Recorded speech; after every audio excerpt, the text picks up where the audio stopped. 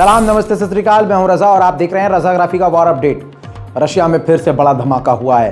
हालांकि रोज़ धमाके हो रहे हैं, लेकिन जो आज धमाका हुआ है वो रूस के चाहने वालों को परेशान करने वाली खबर है।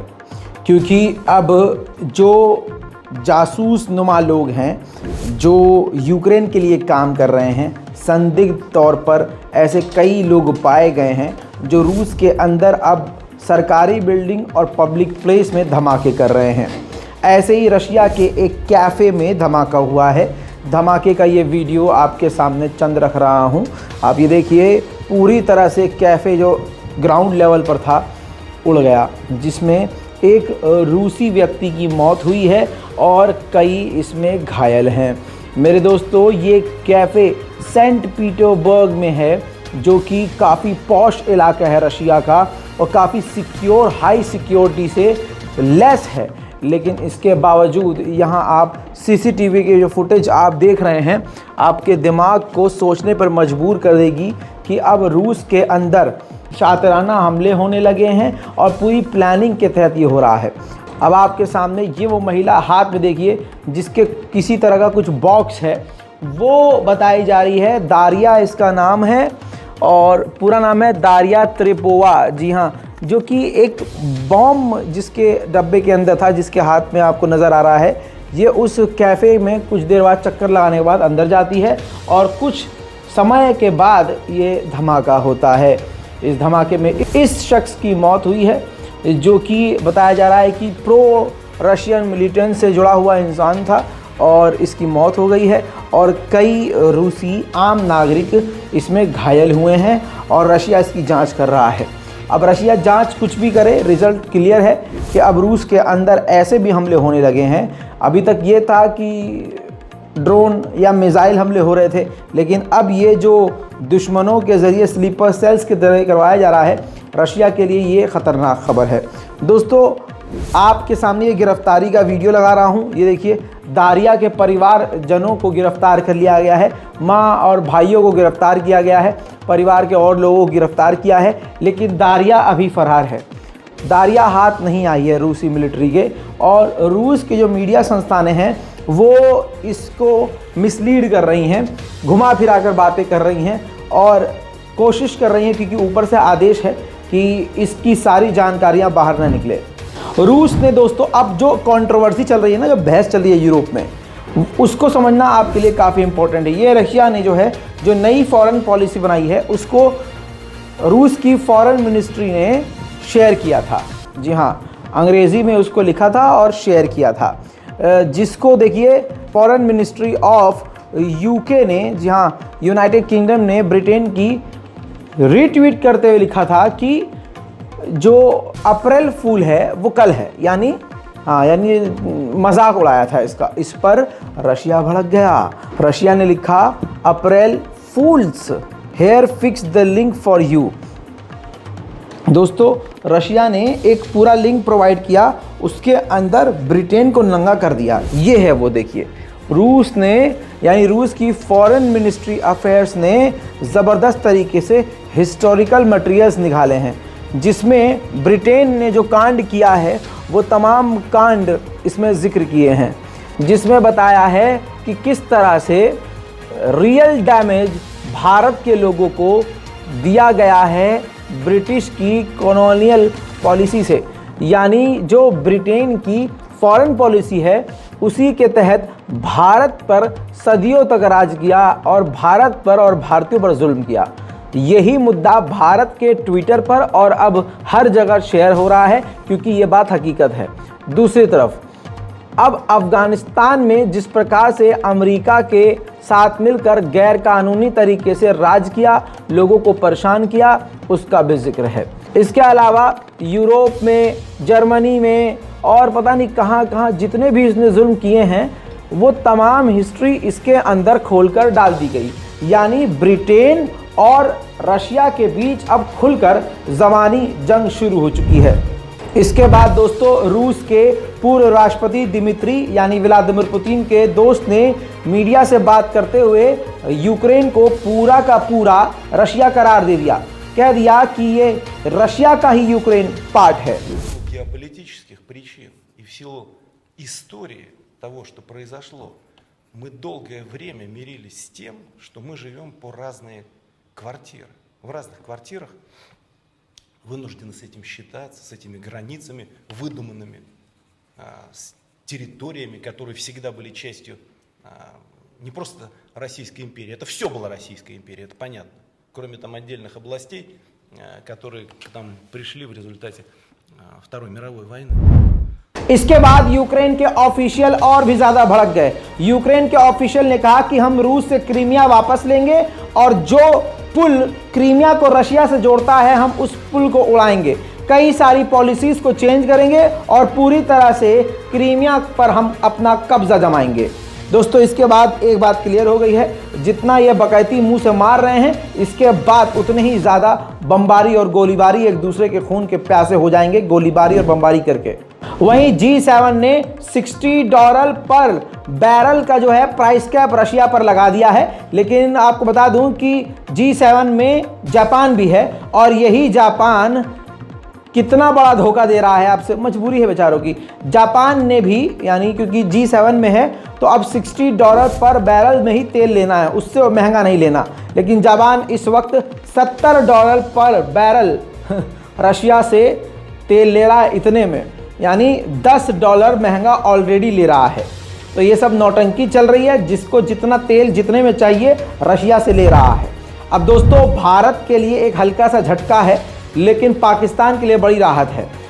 रशिया मान गया है पाकिस्तान को उसी दाम में गैस और तेल देने के लिए जिस दाम में भारत ले रहा है। वहीं रूस के सैनिकों ने ज़मीनी स्तर पर यूक्रेन पर तोपें दागी हैं।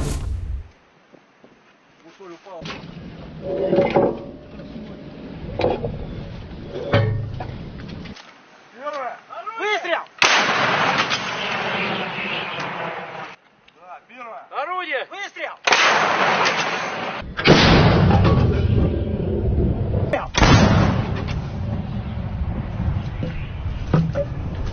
Орудие! Выстрел! Выстрел! Выстрел!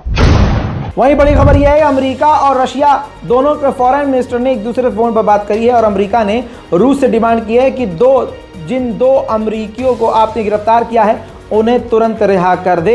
इसके बाद रशिया का बयान आया है कि हमने जिन अमरीकियों को गिरफ्तारी की और जिसकी हम जांच कर रहे हैं उनको ज़बरदस्ती अमेरिका हवा दे रहा है और उस मुद्दे को ही सिर्फ हाईलाइट कर रहा है, बाकी दूसरे किसी मुद्दे पर बातचीत नहीं हो रही है। वहीं मेरे दोस्तों OPEC यानी गल्फ के अरब के देशों ने रूस के साथ मिलकर अपने तेल के प्रोडक्शन को, ईंधन के प्रोडक्शन को और कम कर दिया है, जिससे आने वाले समय में पूरी दुनिया में गैस और डीजल के दाम बढ़ सकते हैं और जो रशिया के दुश्मन और गल्फ से थोड़ा अलग हो गए थे उनकी ज़िंदगी तबाह होने वाली है। आपकी स्क्रीन पर देखिए सऊदी अरब कितना कम कर देगा, 5 लाख बैरल वो कम कर देगा और रशिया भी 5 लाख बैरल अपना प्रोडक्शन कम कर रहा है। इराक 2,11,000 बैरल कम करेगा। UAE यानी दुबई 1,44,000 कम करेगा। कुवैत 1,28,000 और कजाकिस्तान 78,000 कम करेगा और अल्जीरिया 48,000 बैरल कम करेगा। ओमान 40,000 बैरल कम कर देगा, यानी 1.6 million barrel per day production जो ईंधन का है वो कम हो जाएगा, जिससे सारी दुनिया अब मुसीबत में घिर जाएगी। दोस्तों मैंने बताया था कि आर्मीनिया एक पिल्ले की तरह हाँ हमेशा ऐसे करता है। यह आर्मीनिया इतने बड़े आर्मीनिया के गद्दार और घमंडी लोग हैं कि जब आज़रबाईजान इनकी गुद्दी पे चपट चपट मारे जा रहा था तो ये माफ़ी मांग रहे थे और जैसे ही आज़रबाईजान पीछे होता था ये गोली चला देते थे। तो पूरे आर्मीनिया आज़रबाईजान के जंग को मैंने पूरी तरह से कवर किया तो आपको याद होगा। तो भाई आर्मीनिया का यही कैरेक्टर है। अब आर्मीनिया देखा कि रशिया इस वक्त बुरी तरह से कमज़ोर है, घायल है, परेशान है, तो चलो इस वक्त बदला लेते हैं। तो आर्मीनिया ने रूस के खिलाफ काफ़ी तरह के बयान दिए। इंटरनेशनल क्रिमिनल कोर्ट के वारंट के बाद आर्मीनिया ने कहा कि हमारे देश में अगर पुतिन आएगा तो भाई हम तो करेंगे गिरफ्तार, और भी कई तरह के बयान रूस के खिलाफ दिए। ऐसे में रशिया ने एक हल्का सा कदम उठाया, इतना सा, जो मैंने कल बताया था। जो दूध के प्रोडक्ट हैं कोई भी दूध से जुड़ा हुआ प्रोडक्ट हो जो आर्मीनिया से इंपोर्ट करता था रशिया ने उसको सरकारी तौर से बाइकआउट कर दिया, बैन कर दिया। भाई साहब 12 घंटे में दिमाग लाइन पे आ गया आर्मीनिया का। आर्मीनिया ने स्टेटमेंट जारी किया और कहा कि अगर पुतिन हमारे देश आर्मीनिया आएंगे तो हम उनको गिरफ्तार नहीं करेंगे। उधर यूक्रेन ने रशिया पर मिसाइल दागी हैं, उनकी तस्वीर मैं ये रख रहा हूं, देखिए।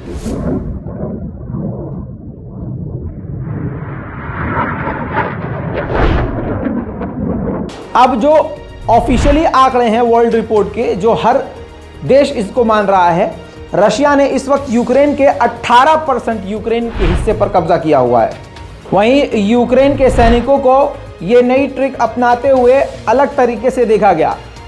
भारी टॉर्च जलाकर आसमान में यूक्रेन के सैनिक जो रात को ईरान के शहीद ड्रोन को रशिया यूक्रेन की तरफ भेज रहा है, उस ड्रोन पर टॉर्च दागकर एक साथ चारों तरफ से गोलियां चलाई जा रही हैं। अमेरिका में एक एग्जीबिशन हुआ, जिस एग्जीबिशन में ये तस्वीरें सामने आई हैं। एग्जीबिशन में यूक्रेन ने पार्टिसिपेट किया, एक वहां सितारा बनाया और उस सितारे के अंदर उन रूसी मारे गए सैनिकों के जूते रखे जिनको यूक्रेन के सैनिकों ने कत्ल कर दिया था। मैदान जंग बना हुआ है बैखमत। अब ये नहीं बता सकता मैं कि ये हमला किसका था, क्योंकि बैखमत में दोनों ही भिड़े हुए हैं। बैखमत की ताज़ा तस्वीर मैं दिखा देता हूं और ये आग देखिए, ये हाल देखिए।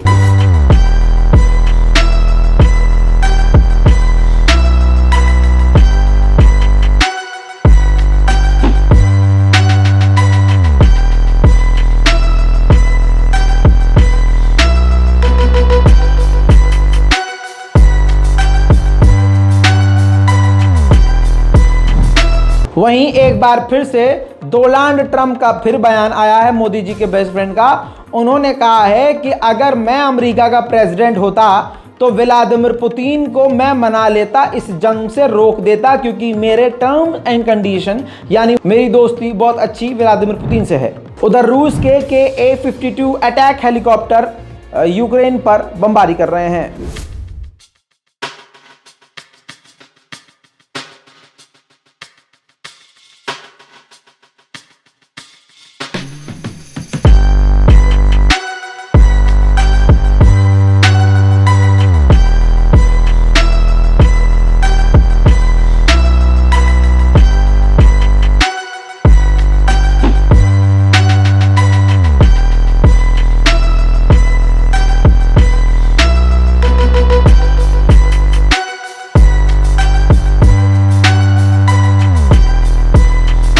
अमेरिकी रिपोर्ट और वेस्टर्न रिपोर्ट के मुताबिक चाइना बहुत करीब से रशिया को भांप रहा है। जिस तरह से रशिया जहां जहां हार रहा है और कैसे कैसे हालात से वो जीत रहा है, उन पर बिल्कुल बारीकी से नज़र रखी हुई है। और ये अमेरिका के लिए ख़तरनाक है, क्योंकि चाइना इसको अपने खिलाफ देख रहा है कि अगर मेरी जंग यानी चीन की जंग अमेरिका से हुई तो मेरी क्या हालत होगी और हम उससे कैसे उभरेंगे। ब्रिटेन इस वक्त यूक्रेन के सैनिकों को हॉविट्जर चलाना सिखा रहा है।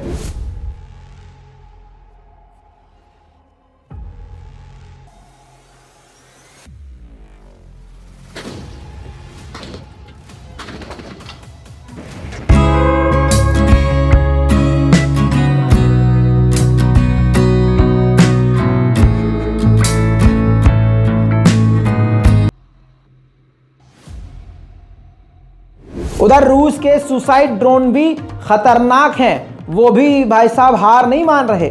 सुसाइड ड्रोन का इस्तेमाल करके यूक्रेन के सैनिकों के टैंकों को उड़ाया है रशिया ने।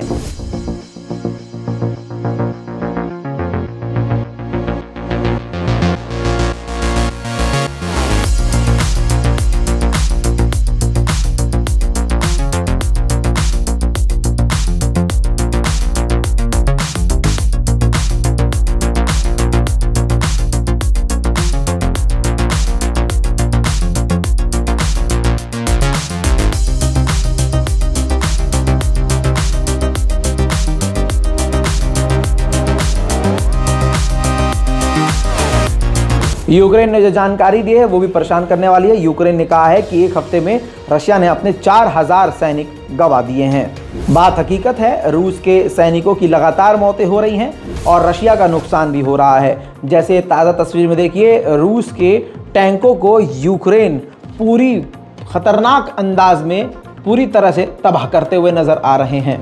डोनबास के इलाके में एक यूक्रेनी सैनिक ने वीडियो चलती गाड़ी से रिकॉर्ड किया, ये देखिए, जिसमें आप देख रहे हैं कि रशिया डोनबास के इलाके पर बम गिरा रहा है।